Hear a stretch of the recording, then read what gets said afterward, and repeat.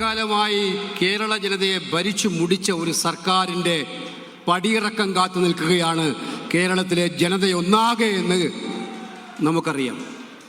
അതിൻ്റെ പ്രതികരണങ്ങളാണ് കാസർഗോഡ് നിന്നും ശ്രീ സതീശിൻ്റെ നേതൃത്വത്തിൽ UDFൻ്റെ എല്ലാ നേതാക്കന്മാരും അണിനിരന്ന് നടത്തിയ ജാഥയിലുടനീളം നമുക്ക് കാണാൻ കഴിഞ്ഞത്. അതുതന്നെയാണ് ഇന്ന് കേരള സംസ്ഥാനത്തൊട്ടാകെ നമുക്ക് എല്ലായിടത്തും കാണാൻ കഴിയുന്നു. ഇന്ന് സുപ്രീം കോടതി ഒരു നിർണായകമായ ചോദ്യം ചോദിച്ചു കേരള സർക്കാരിനോട്. ശബരിമലയിൽ ഇനി ബാക്കി വല്ലതും വെച്ചിട്ടുണ്ടോ എന്നുള്ള ചോദ്യം. അതിനപ്പുറം ഇന്ത്യയുടെ പരമോന്നത നീതിന്യായ കോടതിക്ക് വേറൊരു ചോദ്യം ചോദിക്കാനുണ്ടോ? ഈ ചോദ്യം സുപ്രീം കോടതി ചോദിക്കുമ്പോൾ ഇതേ ചോദ്യം കേരളത്തിൻ്റെ വിവിധ തലങ്ങളിലുള്ള ജനങ്ങളിൽ നിന്ന് ഉയരുന്നുണ്ട്. ധൂർത്തും കെടുകാര്യസ്ഥതയും അഴിമതിയും കൊണ്ട്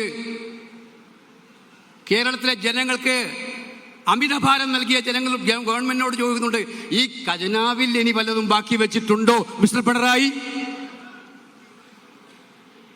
പിൻവാതിൽ നിയമനത്തിലൂടെ കേരളത്തിലെ തങ്ങളുടെ ബന്ധുക്കളെയും തങ്ങളുടെ പാർട്ടി സഹപ്രവർത്തകരെയും നിയമിച്ചതിൻ്റെ ഭാഗമായിട്ട് PSC റാങ്ക് ലിസ്റ്റിൽ പോലും 1-ാം റാങ്കിൽ പോലും കിടക്കുന്നവർ ചോദിക്കുന്നുണ്ട്, ഞങ്ങൾക്ക് ജോലി തരാൻ ഇനി വല്ലതും ബാക്കി വെച്ചിട്ടുണ്ടോ?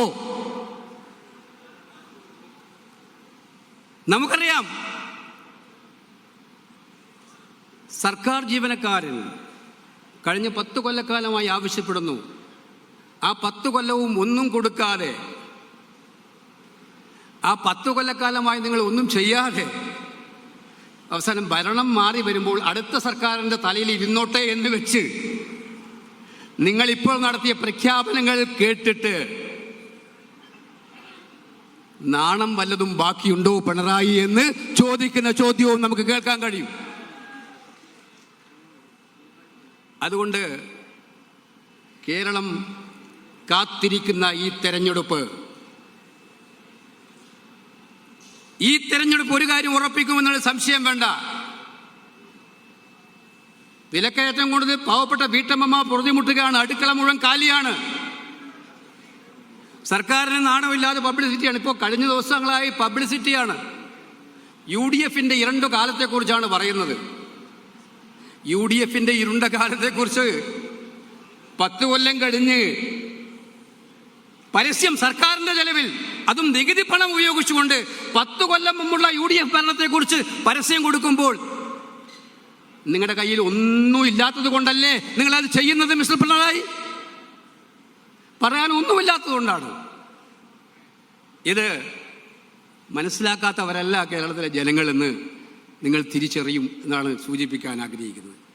ഇത് UDFൻ്റെ ഉജ്ജ്വലമായ മുന്നേറ്റമാണ്. ഇന്ന് രാവിലെ ടെക്നോ പാർക്കിൽ ഞാൻ അഭിമാനപൂർവ്വം നോക്കിക്കണ്ടു. ഇന്ത്യയുടെ പ്രതിപക്ഷ നേതാവ് രാഹുൽ ഗാന്ധി കേരളത്തിലെ ടെക്നോക്രാറ്റുകളായിട്ടുള്ള ഏറ്റവും പ്രഗത്ഭരായിട്ടുള്ള, അതിൽ CEO-മാരുണ്ട്, കമ്പനി സെക്രട്ടറിമാരുണ്ട്, അവരോടൊക്കെ സംവാദം നടത്തുന്നത്. അവരുടെ ചോദ്യങ്ങൾക്ക് മുമ്പിൽ നിശ്ചയദാർഢ്യത്തോടെ വളരെ ശക്തമായിട്ട് മറുപടി പറഞ്ഞ ഇന്ത്യയുടെ പ്രിയങ്കരനായ നേതാവ് രാഹുൽ ഗാന്ധിയെ കണ്ടു. ഇവിടെ ചില സംഘികൾ കഴിഞ്ഞ കുറേ കാലമായി പ്രചരിപ്പിക്കുന്നുണ്ട് രാഹുൽ ഗാന്ധിയെക്കുറിച്ച്.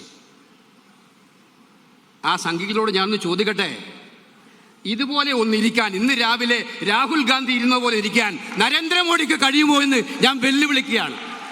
ഒന്ന് ഇരുന്നാട്ടെ. 12 കൊല്ലമായിട്ടൊരു പത്രസമ്മേളനം നടത്തിയിട്ടില്ല. പത്രക്കാരൻ്റെ ചോദ്യങ്ങൾക്ക് മറുപടി പറഞ്ഞിട്ടില്ല. രാഹുൽ ഗാന്ധിയെ കളിയാക്കുന്ന നിങ്ങളോട് ഞങ്ങൾ ചോദിക്കാൻ ആഗ്രഹിക്കുകയാണ്,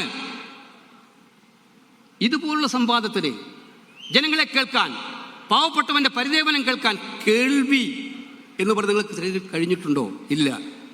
ഞാൻ ദീർഘിപ്പിക്കുന്നില്ല. അതുകൊണ്ട് ഒരു കാര്യം ഉറപ്പാണ്, ഈ ഇരിക്കുന്ന നിര കേരളത്തിലെ UDFൻ്റെ ഏറ്റവും ശക്തമായ നിരയാണ്.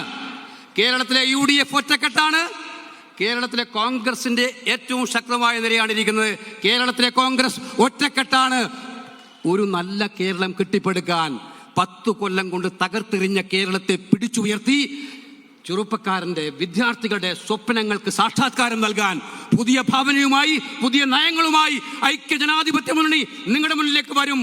അത് ജനങ്ങൾ അംഗീകരിക്കും എന്ന് സൂചിപ്പിച്ചുകൊണ്ട് അതിൻ്റെ നന്ദിയാണ് ഇന്നലെയും ഇന്നുമൊക്കെ കേരളം കണ്ടത്, കഴിഞ്ഞ ദിവസങ്ങളിൽ കേരളം കണ്ടത് എന്ന് സൂചിപ്പിച്ചുകൊണ്ട് വിജയത്തിലേക്കുള്ള യാത്രയിൽ നമ്മൾ ഒറ്റക്കെട്ടാണ്, നമ്മൾ ഒന്നിച്ചാണ് എന്ന് പറഞ്ഞുകൊണ്ട് എൻ്റെ വാക്കുകൾ അവസാനിപ്പിക്കുന്നു. അഭിവാദ്യങ്ങൾ.